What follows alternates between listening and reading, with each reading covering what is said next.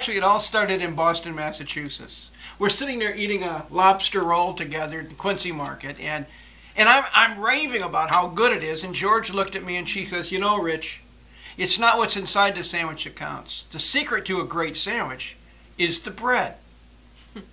And we started talking about that. You know what? And so we knew this because we were on about our fourth lobster roll at 4 different stalls. Well, it's okay. Yeah.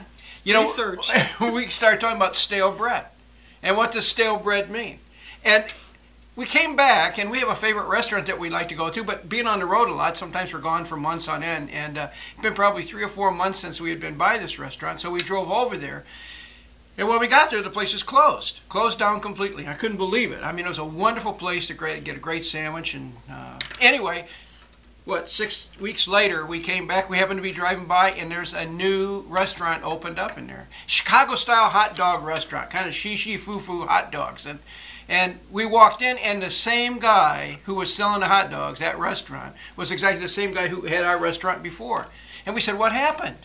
And he said, "Well," he said, "we have 8 years left on the lease. It just wasn't working in the other side, or the other way we were doing business, so we had to reinvent it." And he looked at us, he said, "I think customers just got bored with the fact that we were always the same and we never changed." He tossed his place and he started again. I never heard anybody call hot dogs shishi for food. Well, you know what I'm saying. saying. That's okay, I get what you're talking talking about. about. But his old restaurant became Here's the stale deal. bread. Right, and customers abandoned that. We did a focus group not too long ago where there was a woman in there who said, "You know what, see, women and their hairdressers, we never cheat on our hairdressers. It's the same thing as cheating on your spouse. You know, you don't want it. Even if you go someplace else, it's all clandestine, we hate it." So this lady said, "You know, I didn't want to cheat on my hairdresser, so I just decided that I was really bored with the way things had been, and I'd been going to her for 6 years, and I always came out looking the same, and nothing was really exciting, and the place wasn't that great, so I decided that I would try someplace else." She said, "I walked into this new establishment. It was beautiful. The lighting was great. It smelled wonderful. You know, I got my hands massaged while I was waiting, and a neck massage. The shampoo room. Yeah, she's talking about candles in the shampoo room. Aromatherapy, looking up right. at the ceiling, and instead of looking at ceiling tiles, there was a beautiful painting up there, and she got a great haircut, and she changed. She changed Solange. She said the new place was way cooler than the other one. And of course, what we did compared it to? Stale bread. Yeah. The old one was stale, and the new one was a cool new place that offered her a new experience. Yes, same price, same due, but it was just a new experience. And, you know, it leads us to the question. Same and the purpose, hair, different due. Yeah, same hair, different due. Okay, whatever. Here's the question that leads us to. What kind of bread do you serve?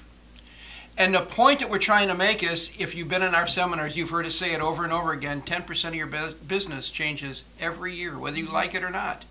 And if we haven't reinvented ourselves to the tune of at least 10% a year, we're going to look like we're going backwards. Or perhaps to a customer, we're going to start to look like stale bread. You might be the greatest thing in the world, but, you know, customers report that they try to go someplace else just because they're looking for something different. Yeah. And that's a scary thing. Not unhappy, but they're just walking away from stale bread. Well, there was that retail study that was done a number of years ago that found out that 78% of satisfied customers will go someplace else to shop if that someplace else is perceived as more fun. And the scary thing is that it's 78% of satisfied customers. So, you know, we ask you this question. You have to make changes. When was the last time that you really looked at your business through your customer's eyes and made some changes? How about the color of your walls? Have you been the same mundane color all the time? What about displays? Do you change your displays for seasons? Are you playing with your speed bumps? Are you merchandising the right front of your store to sell product? Are you quickly, too. Over and over and over. And are you moving departments around, or has everything in your store been in the same place for the last 2, 3, 4, 5, 6 years? Predictability. When you do that, when you become too predictable, customers get bored, your bread gets stale, and they go someplace else. And they look for fresh experiences, right? I mean, and we hear that all the time. And you know what? Any business can do it. It doesn't matter what you do. Laundromats. I mean, how exciting is a laundromat? And what can you do in a laundromat to create excitement? Well, get on the internet and take a look at find the company, Google the company Brainwash. Take a look at what they've been able to do with a laundromat environment to create a place that everybody wants to go. Even if you don't do laundry, people still want to go to the place because they're wild. Brainwash has a cafe, they have merchandise, they have live entertainment. Pinball machines. It's very cool. It makes me want to actually go and do my laundry someplace else. It's more fun than in your basement. Yeah, than doing it in my own house.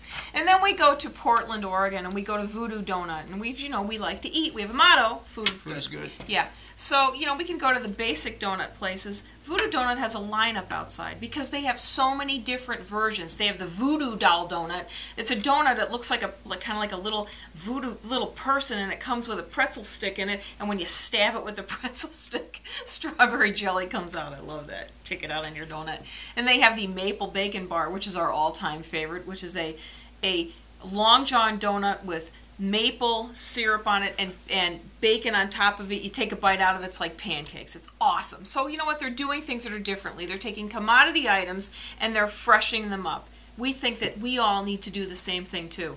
And here's how. Well, we spent a lot of time with a lot of businesses that seem to always have an excitement going about them. How they created things. And we started to evaluate and start coming up with some strategic steps that each one of them take. And we wanted to share that with you because you know what? It's a no-brainer if we follow these steps. And here's the cool thing. I turned it into an acronym. George, just remember George's name. And if you remember George's name, you have the first letter of each one of the steps. For example, G as in George stands for gauge. Gauge where you are right now and gauge where you want to be. And here's the point. If you sit down and say, all right, I'm going to gauge where I want to be, then what we want you to do is gauge about the things you currently do every day and ask yourself this question. Are these things that I'm doing getting me to where I want to go or keeping me where I've always been? Check your actions. In other words, G stands for gauge. E, as in George, stands for explore. And that means look around for fresh ideas. In the companies that we talk to that really do a wonderful job at this, they are a customer. And they will go out and find thrills and people doing crazy things. They'll look at their competitors. They'll look outside of their business. And they'll look about businesses that are being talked about all the time. Recently, a knitting store decided that they needed to add some excitement and some new things. They put a counter in the back of the store. We about fell over. We walked in, and you know what they had back there? Knitting geniuses. Knitting geniuses. You know what they were? People who really knew how to knit. And they recognized that a lot of people that were getting into knitting didn't have all the answers, didn't know how, but they have the geniuses you can come visit. I wonder where they got that idea, George, to have geniuses in their store. I don't know, but I'm pretty sure Apple's attorneys are on the phone right now. O stands for, what did I get myself into? No, it doesn't. George.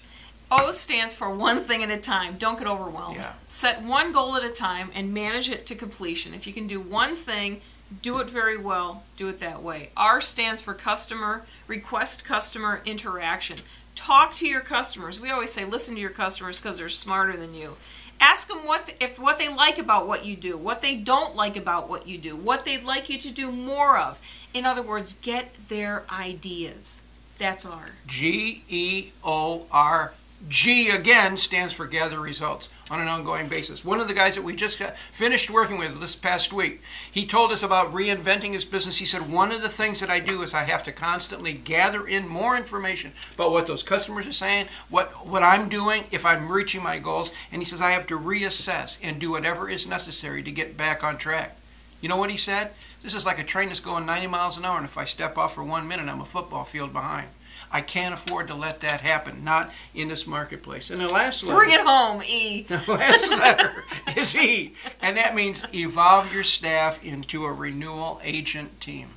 And what we mean by that is we've always said people, if they're not involved, they create dysfunction. They don't feel good about it, so isolation creates dysfunction.